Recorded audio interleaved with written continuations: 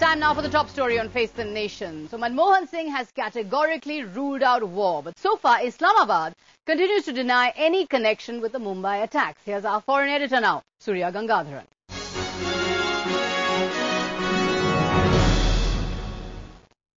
We want from Pakistan to dismantle the terror mission. The issue is not war. Nobody wants war. The Prime Minister demanding accountability from Islamabad, yet also wanting to bring down the tone and tenor of exchanges. Islamabad sticking to its stand, this time on Ajmal Kasab. जहां तक अजमल कसाब का तल्लुक है, जब हमने media में पढ़ा तो मैंने नादरा के रिकॉर्ड से चेक करवाया, उसका नाम कि कोई शनाख्ती कार्ड या वहां पे कोई डिटेल दर्ज नहीं है. हाँ, ये खत जो है जो रिपोर्टेडली उसने लिखा है, वो हमारी एम्बेसी जो है इंडिया में उनको मासूल हुआ था. उन्होंने कल हमें भेजा है, मुझे भी कल रात को मिला था. अभी मैंने I have given to the expert to examine it और इस पे हमारी detail response ministry of foreign affairs से आपको आज या कल मिलेगी. Add to that Interpol Chief Ronald Noble's comments that tended to reflect adversely on India's position.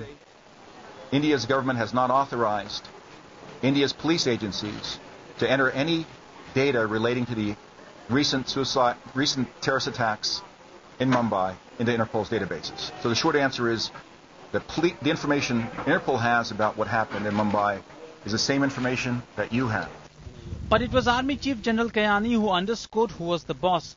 During a meeting with President Zardari, he advised any further buckling under mounting Indian pressure would prove counterproductive, in the sense it would further encourage New Delhi to further build up pressure on Islamabad.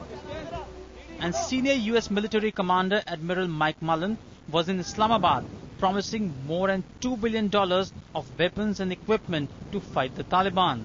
Clearly, Pakistan is not going to budge on India's demands.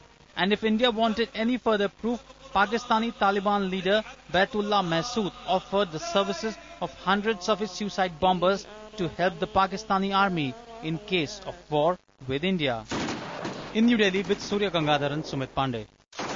Warlike atmospherics between India and Pakistan now diffused, though, by Prime Minister Manmohan Singh. But the atmosphere after the Mumbai attacks was so surcharged that the media on both sides of the divide perhaps became more nationalistic than journalistic. Here's a report.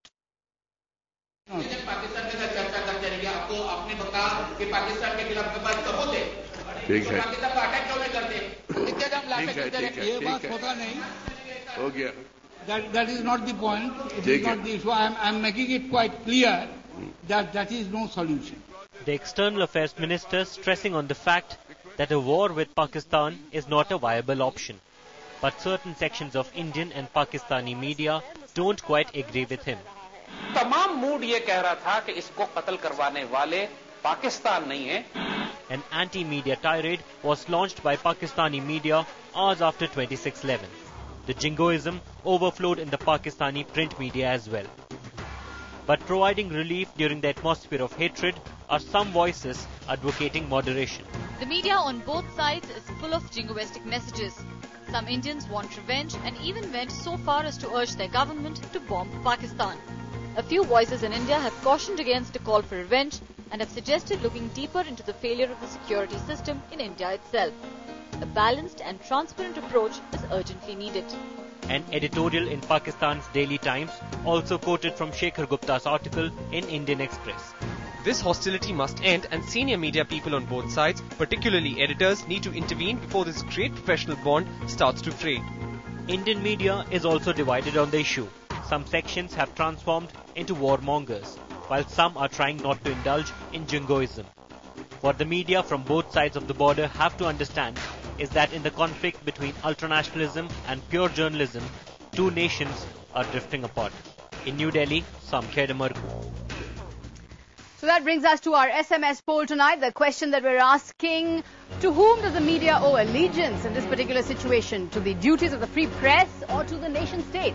The question, are Indian and Pakistani media creating jingoism? What are you telling us at the start of the show? 70% are saying yes, 30% are saying no. Not unexpectedly, a critical view there of the media. Let's get into Crossfire.